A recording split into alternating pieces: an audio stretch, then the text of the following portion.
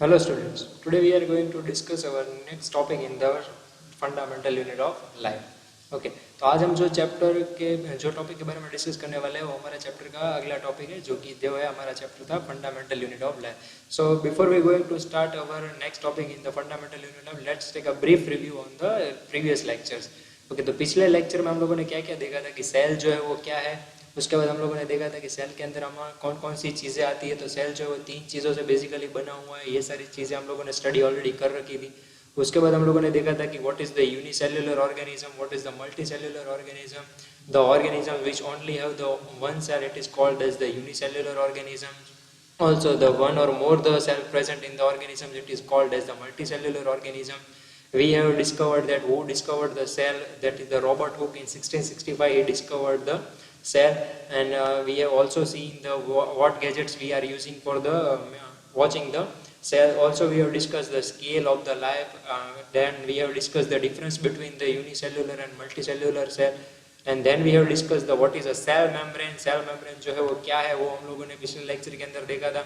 उसके बाद हम लोगों ने देखा था कि ट्रांसपोर्टेशन कैसे होता है सेल मेम्ब्रेन के अक्रॉस में, तो वो भी हम लोगों ने स्टडी कर ली थी. Also there is a 2 types of process present in that is a diffusion and that is the osmosis. तो डिफ्यूजन की प्रोसेस के अंदर क्या होता है और ऑस्मोसिस की प्रोसेस के अंदर क्या होता है वो भी हम लोगों ने स्टडी किया था.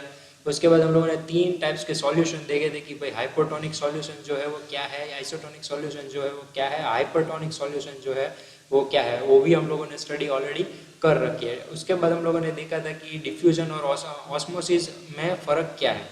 तो डिफरेंस जो है हम लोगों ने देख लिया था ऑलरेडी. सेल वॉल के बारे में स्टडी किया थी कि सेल वॉल जो है वो किस में आती है और जो सेल मेम्ब्रेन होते हैं वो किसके अंदर होते हैं. Also we have discuss what is the nucleus. Nucleus के अंदर हम लोगों ने देखा था कि ये जो है वो हमारा ब्रेन है. सेल के अंदर का जो ब्रेन है वो कौन है, न्यूक्लियस है. तो न्यूक्लियस के अंदर बहुत सारी चीज़ें हम लोगों ने स्टडी की थी. Now we are going to the next topic that is the cytoplasm. But before we start discussing the cytoplasm, let's take a look at the prokaryotics and eukaryotic cell.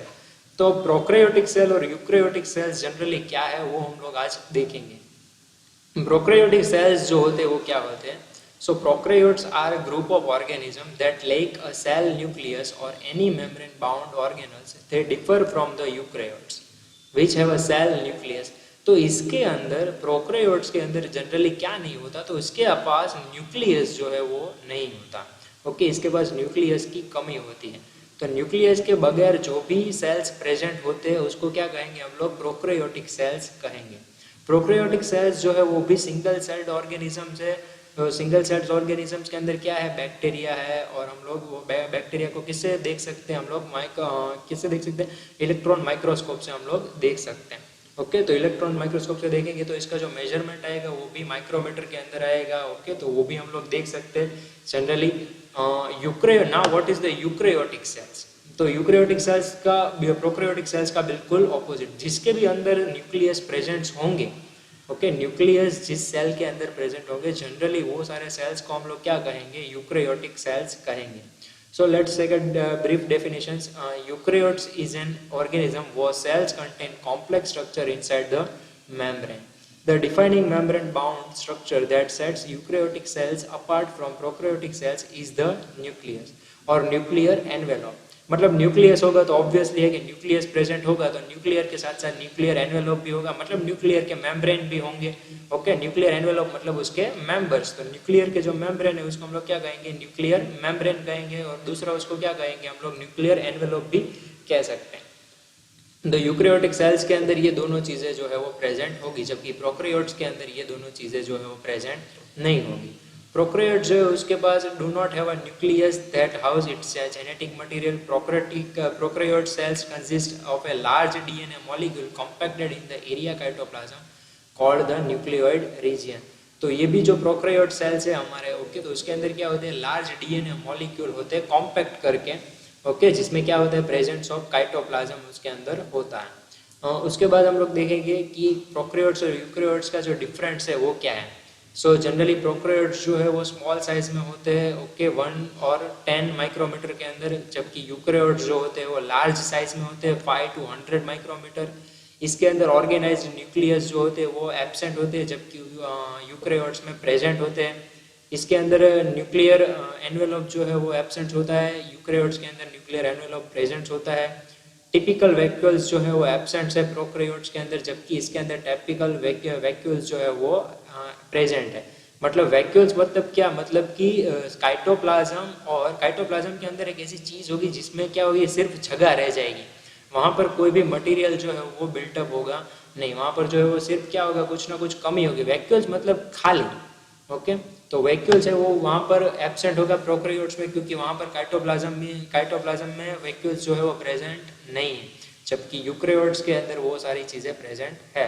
इसके जो बेसिक एग्जांपल है prokaryotes के वो है bacteria और काइनोबैक्टीरिया, और eukaryotes के जो एग्जांपल्स है वो हम लोग सारे स्टडी कर रहे हैं कि प्लांट्स एनिमल्स जो है वो सारे क्या है, वो हमारे यूकैरियोटिक सेल्स है, ओके।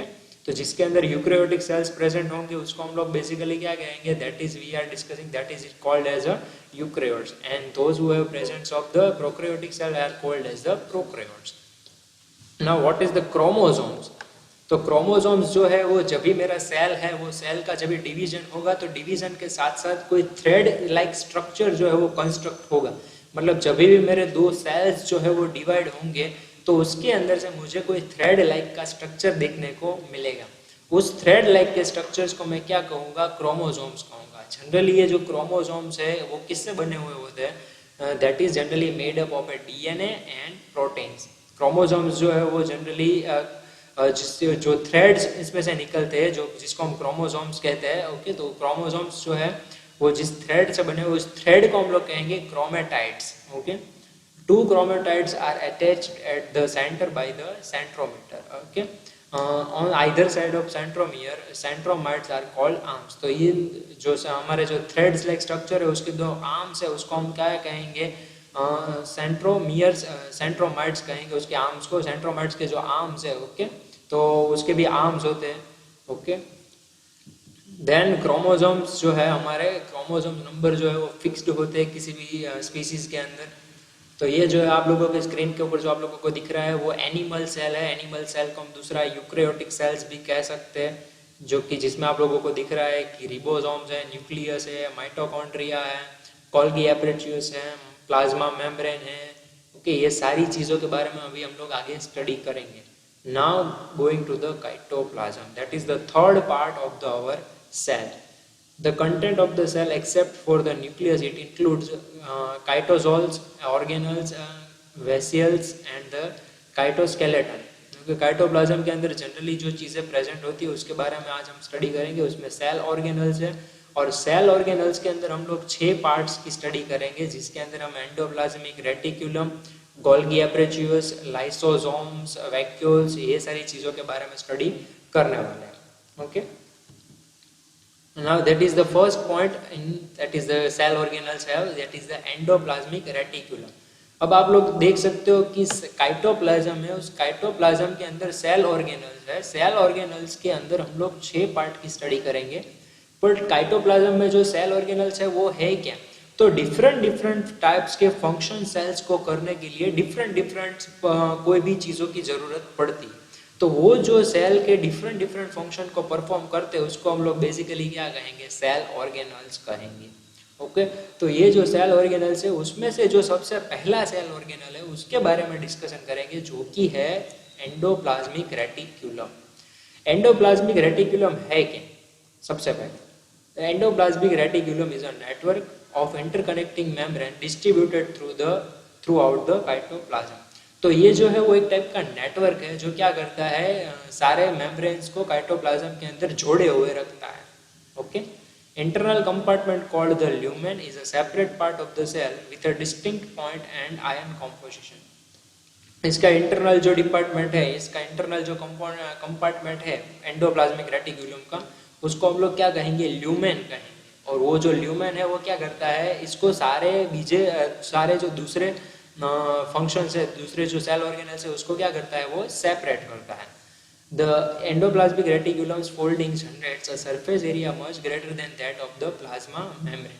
प्लाज्मा मेम्ब्रेन से ज्यादा सरफेस एरिया कवर करके वो रखता है, okay. Endoplasmic reticulum membrane is a continuous with the outer nuclear envelope membrane. तो इसके पास भी आउटर सरफेस के अंदर मेम्ब्रेन्स होंगे, जिसको बेसिकली क्या कहते हैं हम लोग, न्यूक्लियर के एनवेलप के मेम्ब्रेन होंगे। तो एंडोप्लाज्मिक रेटिकुलम के भी एनवेलप मेम्ब्रेन ही कहेंगे हम लोग। ओके, तो ये जो है वो दो टाइप से हम लोग डिवाइड कर सकते हैं, rough endoplasmic reticulum and smooth endoplasmic reticulum. Okay, जो रफ एंडोप्लाज्मिक रेटिकुलम है वो क्या करते हैं, characterised by the presence of the ribosomes. तो जो जिसके अंदर रिबोसोम्स प्रेजेंट होंगे उसको जनरली क्या कहेंगे हम लोग, रफ एंडोप्लाज्मिक रेटिकुलम कहेंगे। ओके, और जो स्मूथ एंडोप्लाज्मिक रेटिकुलम है उस किसके ऊपर से डिपेंडेंट हो गया, सो वो devoid of the ribosome on its surface, उसके ऊपर से ये दोनों जो है वो पार्ट हम लोगों को मिलेंगे। Okay, now what is the difference between the smooth endoplasmic reticulum and rough endoplasmic reticulum? so इसमें जो है वो रिबोसोम्स जो है वो एब्सेंट होंगे, इसमें रिबोसोम्स जो है वो प्रेजेंट होंगे। Okay, synthesize lipids and steroids, तो हम लोगों की बॉडी के लिए जो लिपिड्स और स्टीरॉइड्स है वो इसके अंदर बनते हैं। सिंथेसाइज प्रोटीन्स, तो प्रोटीन्स जो है वो कहाँ पर बनते हैं, रफ एंडोप्लाज्मिक रेटिकुलम के अंदर बनते हैं, mainly formed of vessels and tubules formed by the cisternae. Okay, now what is the Golgi apparatus. Okay, Golgi apparatus के बारे में हम लोग स्टडी करेंगे कि गोल्गी एपरेटस जो है वो जनरली क्या है। तो सेल ऑर्गेनल्स का जो दूसरा हिस्सा है उसको हम लोग क्या कहेंगे, गोल्गी एपरेटस। जिसका इतना नाम डेंजरस है वो इतना फंक्शंस जो है वो उतना इसका डेंजरस नहीं है। Golgi complex is an organelles of a membrane bound sacs, tubules, vessels, secret complex and biochemical. Golgi is a single complex in an animal cell. In a plant, they form separate units called dictosomes. Okay, membrane-bound sacs of Golgi are called cisternae. Cisternae occur, sacs, tubes, and vessels occur in their periphery. Okay, Golgi apparatus जो generally कहाँ क्या काम है। Okay, Golgi apparatus जो है वो generally जो Golgi apparatus है उसका जो फंक्शन है वो जनरली क्या है कि किसी भी चीज़ को क्या करता है, वो स्टोर करके रखता है। सेल के अंदर जो भी कोई भी चीज़ को स्टोर करके रखने का काम होता है वो जनरली कौन करके देता है, वो जनरली करके देता है गोल्गी एपरेटस जो है वो। ओके, तो गोल्गी एपरेटस जो है वो क्या करता है, जनरली कोई भी सेल के अंदर के किसी भी रिपेयरिंग प्रोसेस को काम करता है, स्टोरेज का काम करता है, मॉडिफिकेशन का काम करता है, और इसके अंदर वो बहुत ही ज़्यादा हिस्सा जो है वो पार्टिसिपेशन करता है। ओके, लाइसोसोम्स जो है वो गोल्गी एपरेटस की वजह से बनते हैं। Okay, now what is the lysosomes जो कि बनते हैं गोल्गी एपरेटस की वजह से। तो लाइसोसोम्स जो है वो animal cell they lack in a plant cell. तो एनिमल सेल्स के अंदर हम लोगों को देखने को मिलते हैं, प्लांट सेल में कम देखने को मिलते हैं। ओके, लाइसोसोम्स जो है वो हम लोगों के फंक्शंस क्या क्या है, तो destruction of foreign particles, intercellular digestion, removal of cell debris, time of metamorphosis, organs are digested by the lysosomes. तो ये सारे उसके जो है वो फंक्शंस हैं। और उसके बाद देखेंगे कि माइटोकॉन्ड्रिया जो है क्या है। तो माइटोकॉन्ड्रिया जो है वो power house of the cell है। कोई सेल का जो पावर हाउस है वो कौन है, तो वो माइटोकॉन्ड्रिया है। माइटोकॉन्ड्रिया जो है वो कैसा दिखता है, तो जनरली माइटोकॉन्ड्रिया हम लोगों को इस तरह का दिखता है, जो आप लोगों की स्क्रीन के ऊपर अभी आप लोगों को दिख रहा है वो। Mitochondria is a rod-shaped cell organelles and aerobic eukaryotes which takes a part in Krebs cycles. Commonly called the powerhouse of the cell, okay, because it conserves the ATP energy, यानी कि एडिनोसाइड ट्राइफॉस्फेट एनर्जी जो है वो क्या करता है, वो produce करता है। Okay, mitochondria encloses a matrix having a DNA, ribosomes and enzymes. DNA and ribosomes make an mitochondria semi-autonomous as they are able to manufacture some of their own proteins and enzymes. Now, lysosomes are called as the suicidal bags also. Okay, plastic because क्या होता है कि भाई cell जो होता है वो cell के अंदर के जो काम करने के फंक्शंस जो है वो खत्म हो जाते हैं, तो धीरे धीरे वो सेल जो है वो डेड हो जाता है। तो उसकी वजह जो होती है वो लाइसोसोम्स होती है। इस वजह से वो जो लाइसोसोम्स है उसको क्या कहेंगे हम लोग, सुसाइडल बैग्स भी कह सकते हैं। उसके बाद देखेंगे कि प्लास्टिड्स क्या है। तो प्लास्टिड्स जनरली जो है वो क्या है कि भाई plastids are the large cell organelles found in the plant cell. जिस तरह का काम गोल्गी एपरेटस का है और या तो फिर माइटोकॉन्ड्रिया का, उसी तरह का काम प्लास्टिड्स का है प्लांट सेल के अंदर। ये भी जो है वो क्या करता है, इसको मैन्युफैक्चरिंग करने में काम करता है, कंस्ट्रक्शन करने में काम करता है, ग्रो होने के लिए काम करता है।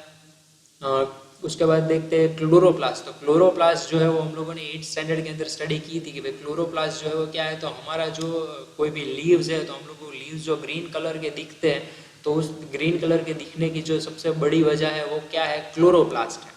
ओके, अगर क्लोरोप्लास्ट जो है वो उसके अंदर प्रेजेंट नहीं होगा तो वो फोटोसिंथेसिस की प्रोसेस नहीं कर पाएगा, और फोटोसिंथेसिस की प्रोसेस नहीं कर पाएगा तो खाना नहीं बना पाएगा, और ग्रीन कलर का जो है हम लोगों को दिखेगा नहीं। ओके, प्लास्टिड्स के जो फंक्शंस है वो देख लेते हैं कि क्या क्या है। प्लास्टिड्स जो है उसके फंक्शन हम लोग देख लेते हैं। Chromoplast are provide colour to the fruit and flowers. तो ये तो थी वो जो क्लोरोप्लास्ट वाली बात थी, वो कि क्लोरोप्लास्ट क्यों यूजफुल होता है, तो कलर के लिए प्रोवाइड होता है। ओके, वैक्यूल्स की बात की थी कि वैक्यूल्स जो होते हैं वो जनरली क्या होते हैं, तो वैक्यूल्स जो है जनरली इस तरह की जो जगह हम लोगों को दिखाई देती है किसी भी सेल के अंदर, वो जनरली वैक्यूल्स है।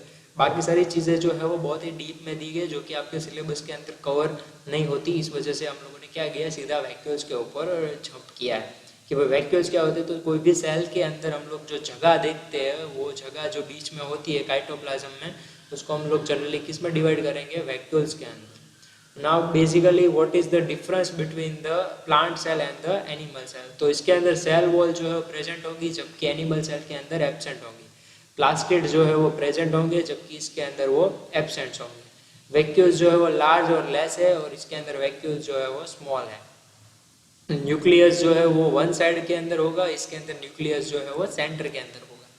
सेल जो है वो रिजिड होगा, इसके अंदर सेल जो है वो फ्लेक्सिबल होगा। Okay, larger in size, smaller in size. Okay, तो जनरली इसमें से हम लोग जो पॉइंट याद रखने वाले वो पॉइंट कौन कौन से होंगे कि हम लोग इसमें से ये पॉइंट्स याद रखेंगे कि भाई इसके अंदर प्लास्टिड है, सेल वॉल वाला पॉइंट याद रख देंगे हम लोग, वैक्यूल्स वाला पॉइंट याद रखेंगे, न्यूक्लियस वाला, सेल वाला, लार्जर इन साइज, ये पॉइंट्स हम लोग 1 2 3 4 5 6 पॉइंट्स हम लोग याद रखेंगे जनरली। ओके, तो ये आप लोगों को फिगर दिख रही है कि प्लांट सेल और एनिमल सेल्स जो है वो क्या है। तो प्लांट सेल और एनिमल सेल्स की ये फिगर है, आप लोग देख सकते हो आपकी स्क्रीन के ऊपर। इसके अंदर यहाँ पर न्यूक्लियस है, काइटोप्लाज्म है, काइटोप्लाज्म के बीच में बहुत सारी ऐसी चीज़ें जो आप लोगों को दिख रही है, माइटोकॉन्ड्रिया, रिबोसोम्स, एंडोप्लाज्मिक रेटिकुलम, फिर आपको गोल्गी एपरेचुस, लाइसोसोम्स और प्लाज्मा मेम्ब्रेन, ये सारी चीज़ें आप लोगों को दिख रही है जो कि आपने ऑलरेडी स्टैंडर्ड 8 में स्टडी कर रखी है। स्टैंडर्ड 8 के अंदर ये जो सारी चीज़ें हैं वो हम लोगों ने ड्रॉ भी की थी। जब हम लोगों ने प्लांट सेल और एनिमल सेल को ड्रॉ किया था तब ये सारी चीज़ें आप लोगों ने ड्रॉ की होगी। So that's it for today. Okay, thank you very much. Today we are going to finish our this chapter, the fundamental unit of life, cell.